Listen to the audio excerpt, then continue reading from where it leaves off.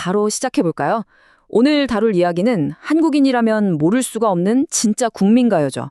바로 울고 넘는 박달재입니다. 워낙 오랫동안 사랑받은 명곡이라 다들 멜로디 정도는 흥얼거리실 텐데요.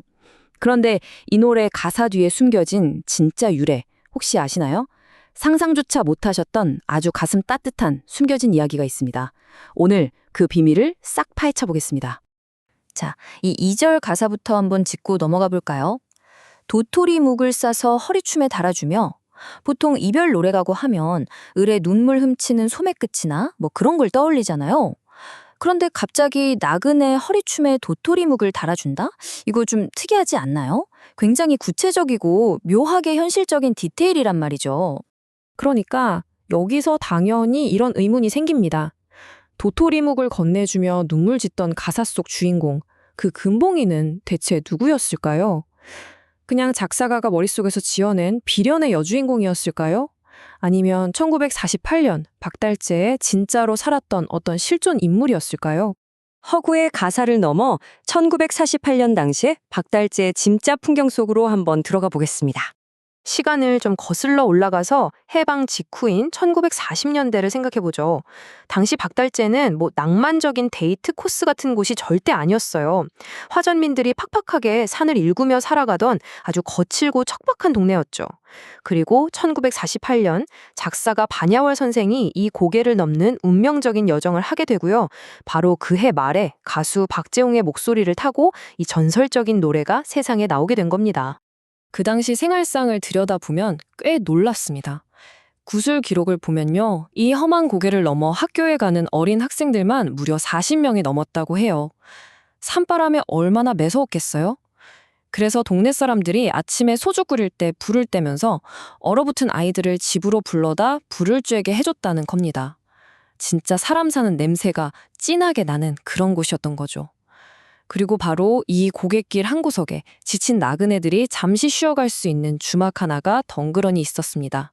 자, 그럼 주막에서 보낸 비 오는 밤, 작사가의 운명적인 여정을 따라가 볼까요? 반야월 선생이 충주에서 공연을 무사히 마치고 다음 행선지인 제천으로 넘어가던 길이었습니다.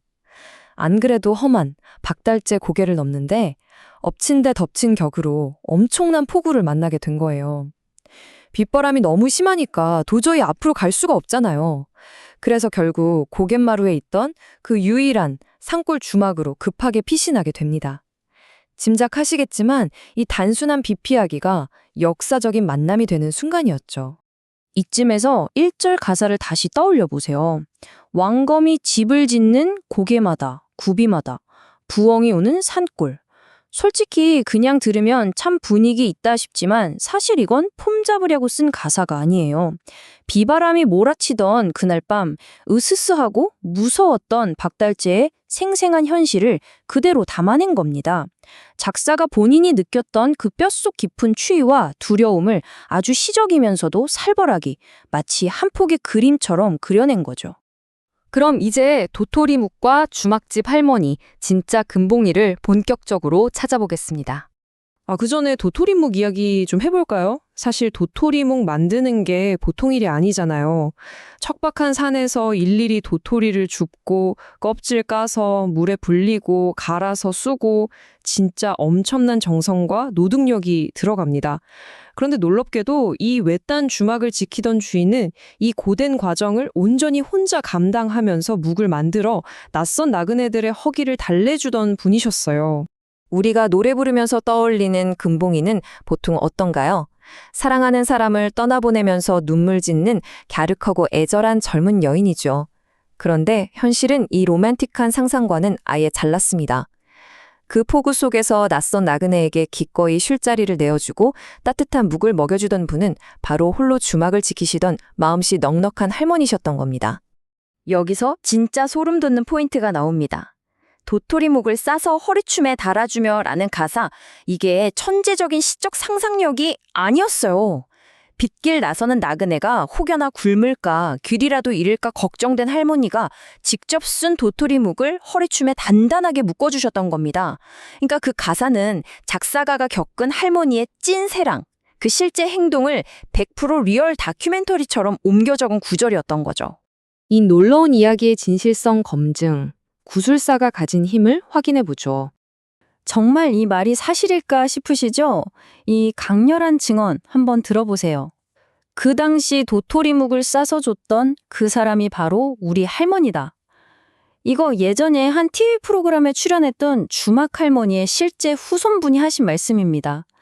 박달재 사람들 사이에서 입에서 입으로만 전해지던 그 숨겨진 전설이 방송을 통해 세상에 딱 증명되는 순간이었죠. 짜릿하지 않나요? 덤으로 이 방송 뒷얘기가 진짜 재미있는데요. 당시에 방송국에서 할머니의 손자분을 무려 1시간 동안이나 촬영을 했대요. 심지어 카메라 앞에서 이 노래를 아주 구성지게 부르시기까지 했다고 합니다. 근데 막상 실제 방송에 나간 건 5분도 채 안 됐다는 거죠. 하하, 방송 편집이 원래 다 그렇잖아요.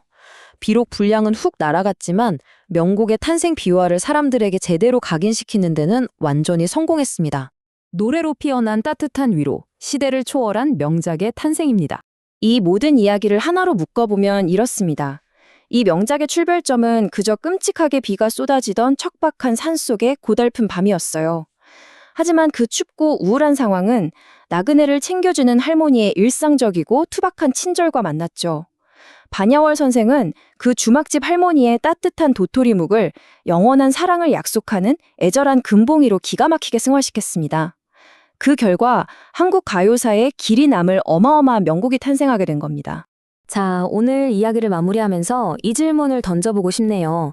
우리가 평소에 너무 좋아하고 즐기는 수많은 명작들 뒤에 이렇게 일상 속 평범한 친절이 얼마나 많이 숨어 있을까요?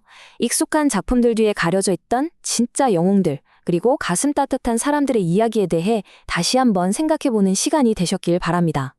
오늘 준비한 이야기는 여기까지입니다. 감사합니다.